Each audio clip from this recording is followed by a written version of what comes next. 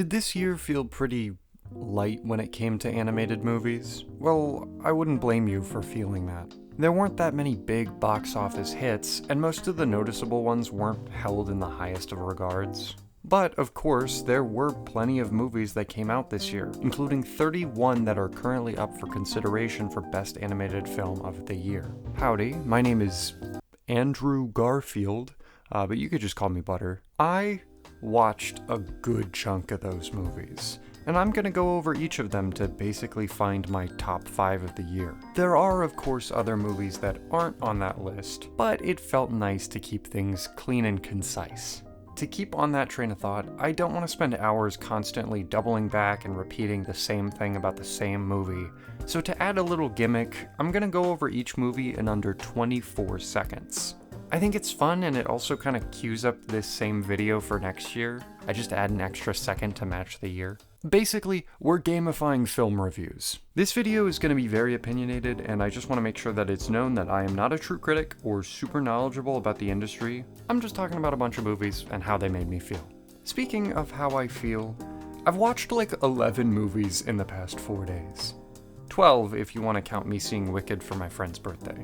My brain is a little mushy. Oh, and of course, if you like a movie that I don't, or don't like a movie that I do, that's awesome. That's great.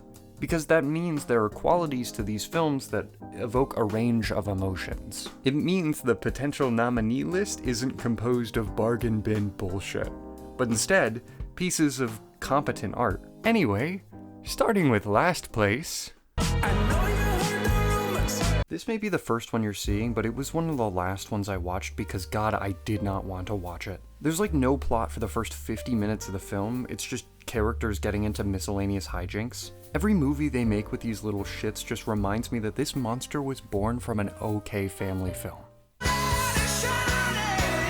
You know, I expected worse. I still didn't like it. I think the character style is rough, and the story and message is very wishy-washy, which is a pretty important aspect for movies for younger audiences. I honestly thought this was a movie based on like a Hasbro toy line. It just kind of fits that memo. Too tropey to the point where it felt like there was nothing new. I got the good life! This movie isn't bad enough to dunk on, but by God, was I not a fan. I think the entire time I only liked one bit. The visuals felt almost inconsistent. The main characters like John, Garfield, and Odie were fine, but once they kept introducing others, it kind of just felt like a shotgun spread. No Nightmare Garfield creature.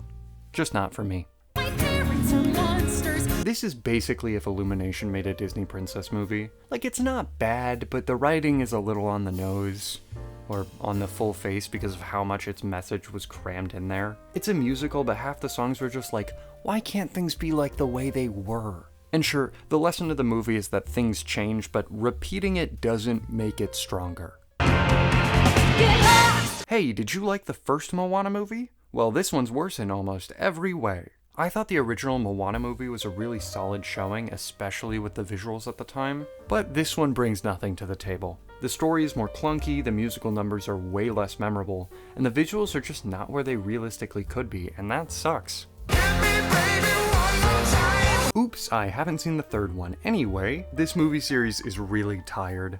I felt like it was just going through the motions, not stopping for any kind of charm from previous films. The villain was wasted, and the entire time I was trying to find a silver lining, but nah. It was all eh. Also, No Furious 5 is crazy. Nothing's impossible. An alright anime film to fill out the lot. The idea of making a movie about imaginary friends could have been really fun if it was a grounded experience, but I just didn't mesh well with the magical anime journey the story tells. The whole immortal imaginary friend eater was just like, what the fuck? It was sweet and pretty, and that's about all I can say about it. I don't really like Ultraman that much, and this movie did not change my mind. Normally, I cop out when something just isn't my thing, but I did have some fundamental problems with the story. It was a movie for Ultraman fans, because they practically skipped the intro. Like, there was no time to contextualize the world or any concepts. I did like the character growth, but that villain was just too bland. Under the tree. Usually calling an animated film cute is like a fate worse than death, but this is a cute movie in a nice way. I thought this would just be a cheap cash grab Christmas movie, but it had a little heart in it. There's nothing jump out special about this one, but it did do what a Christmas movie is supposed to do. Make you feel feelings. Biopics, or in this case autobiopics, are really tough to get right, and I think this one just missed a couple of key pieces. The format was a bit stiff, going back and forth through the motions of a good thing happening and then a bad thing after. There were some really good sections, but they were usually followed up by a part that didn't really hit super well. I feel like the Lego visuals really carried this one. It's pretty dang good, but not like Pixar all-timer good. I thought the same thing about the first one when it came out. The conflict felt a little less personal, and I feel like Joy kind of regressed with her arc from the last one, but I liked the larger degree that they affected Riley. It added some good stakes. Although I think the resolution of her dealing with her panic attack could have been handled a bit better. I haven't really liked Transformers in like 8 years, but this one was good. A good level-headed story, easy to follow character dynamics, and some pretty good visuals to back it up. The way that people talked about this movie online made me think it was going to be like a top 3 film, but there were a couple of downsides. The writing, the voice cast, and I absolutely hate their faces. Why does it look like skin? I didn't know what to expect from this one, but I actually liked it quite a bit. I will admit the first half is not nearly as impactful as the second half, mostly because the main character was extremely unlikable. But once you learn the value of kindness in a pretty quick scene, it was beautiful. Also, this may be a deep cut, but the characters remind me of the game Facade. Take that as you will.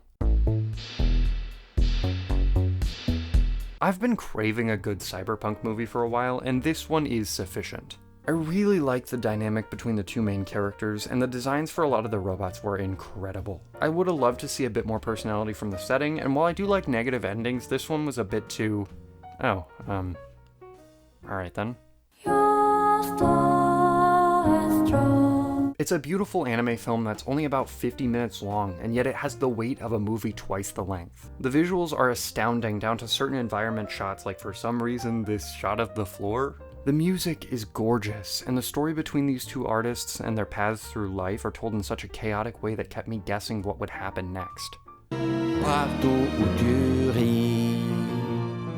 Probably the most stylistically striking one here, the storybook visuals are cranked up to an 11, but it's not too crazy to the point where it loses form. My emotional journey with this story was so unique. Reading a simple 2-sentence synopsis, then starting with the raw, emotional beginning, the increasingly insane midsection, and the heartwarming ending. It was kind of like cooking chicken. Just fantastic. A movie with no dialogue, yet it tells a full story with a theme of adaptation and cooperation. I love the fact that you can see concepts, archetypes, and cliches that you could slot humans into, but doing that would take away from its raw power of emotions. Each character is distinct and dynamic, but still very animal. The animation can be a little bit stiff, but like, look at the environments. It's okay. This was the last movie I watched, and I was worried I was putting unfair expectations on it, but by God, it delivered. It was definitely a slower burn. The second half of the movie really pushed my interest a bit more, but man, the writing on this one feels so personal. I think it went on for like a hair too long, but the story and the stop motion visuals to go along with it are killer. Gorgeous world, great characters, incredible soundtrack, and a story that is so creative. I think all around this one knocked it out of the park. The emotions are off the charts, like I feel so empathetic towards this robo-mom and her bird son. And the visuals, I cannot state how incredible this film looks. I can nitpick the act pacing a little bit, but overall this is a top tier film. So, for the year, what do I think? I think it was pretty good. Disney and Pixar are kind of in the ebb stage of the ebb and flow of quality. Their movies just haven't been hitting for a couple of years. DreamWorks is continuing to be a mixed bag with one of their all-time best and all-time worst releases. I know I talked down on a lot of family films this year, and you could probably attribute that to me not being the target demographic for them, but fuck that. I love giving any animated movie a shot and finding their qualities, even if they aren't for me. And this year, they were just kind of lazy in making high-quality stories that can be taken to heart by anyone. Foreign films were where it's at, though. France? Not what I expected, but they crushed it this year. I guess we'll see what the actual Best Animated Feature nominations are, but here are my personal picks. The top three were all so close together, but The Wild Robot feels like the movie that I would pick to watch again. Regardless, most of these probably won't make it during award season this year, so please, for the love of God, go give them some love. Of course, there were a couple of movies that I couldn't get to this year, and so I'm just gonna do what most people on the internet do, watch the trailer and stake my entire opinion on that. Lightning round. Oh God, why do they look like that? Something felt very off about this trailer. Obviously this is the movie for the youngest audience, but the animation looked like a YouTube video almost. Rest in peace, Coyote vs. Acme. It's nice to see some Western 2D animation, but I don't feel that confident in the plot. I'm not a Lord of the Rings guy, and it seems like there isn't that much hype for this one, but at least it looks pretty. The claymation looks a bit rougher, but certain shots are full of flavor. It's very abstract, almost formless, could be really thought-provoking or just nonsense. Visually it looks good, although extremely Ghibli-inspired. It doesn't really tell much story, so I hope it's not just an eye candy film. This could be a really fun time or painfully annoying. At least the character designs are sick. A very unique and rich style, although the storybook sections might be a little clunky for what they're going for. I'm a little worried that this will end up being too drug trippy, but I'm hopeful that the story is well done. Regardless, these designs rule. This might be the most genuine movie trailer I've seen in years. British comedy just has a strangely earnest charm to it. A Silent Voice is one of my favorite films of all time, and this one's all about the visualization of music. I'm buckled in. When can I watch it? But of course, I couldn't leave this video off without giving you something to look forward to. While this year had a bunch of great foreign films and a few alright sequels, next year it seems like we'll see an uptick in Western big budget films, and a certain streaming service giant is going all in. That doesn't sound very promising, but I'll get into the specifics. Pixar's Elio has only looked better as trailers have dropped, but I guess we'll see if it can actually stand out. Zootopia's sequel from Disney is queued up to be probably alright. The first one was pretty good, so I'm hoping they push more character development and world building. I want to be able to sink my teeth into the reason of this city's lack of reptiles and birds. Much like how the company was formed, we're moving from Disney to DreamWorks. Also a fun parallel, there's another sequel movie filled with anthropomorphic characters, including a slick male canine lead who made certain parts of the internet go hubba hubba awooga. The Bad Guys 2 is coming out, and honestly, I think it'll be better than the first one. Obviously, I only have the trailer to go off of right now, but I like the story route more, and DreamWorks has a pretty good track record of making the second movie of a series pretty damn good. Also, they've got Dogman, which looks like it's really faithful to the source, which is great. On the opposite end of the spectrum, there's the Gabby's Dollhouse movie. I talked about target audiences earlier, but I'm kind of hoping that this one doesn't get submitted for the award season next year, because I don't really want to watch it. And last, but maybe least, the How to Train Your Dragon live-action remake. It's not animated, but it's important to mention this movie that will seemingly make no creative choices and has no reason to exist, yet will make $1 billion. Further cementing the sad reality that originality and uniqueness is a quality that is slipping further and further through the cracks. Hey, that reminds me, the live-action Lion King sequel is probably out by the time I post this. Let me record the finger quotes for that one real quick. Remember how the first one was just a hollow, sloppier Hollywood version of one of the greatest animated films of all time? Now they're taking one of the criticisms I have with all these remakes and making an original story. An original, generic, underdog story with the same visuals that I wasn't super fond of. And Disney really wants this one to succeed. I told you how I went to see Wicked, right? Well, they played 3 separate ads for this movie in the theaters. During the actual ad reel, not the pre-advertisement section. Good luck, you need to make like $500 million in order to be successful. Sorry, this was supposed to get you hyped for next year. Laika's putting out their next film, and I am stoked. This looks awesome. A journey through nightmarish woods filled with evil forest creatures? Yes, please. Like I said, Netflix is going to be pumping out animated films. In Your Dreams looks a little generic, but maybe it'll surprise me. Pugu from Skydance will be there, and I'm not 100% sold because of how their last movie was, but it's worth a mention.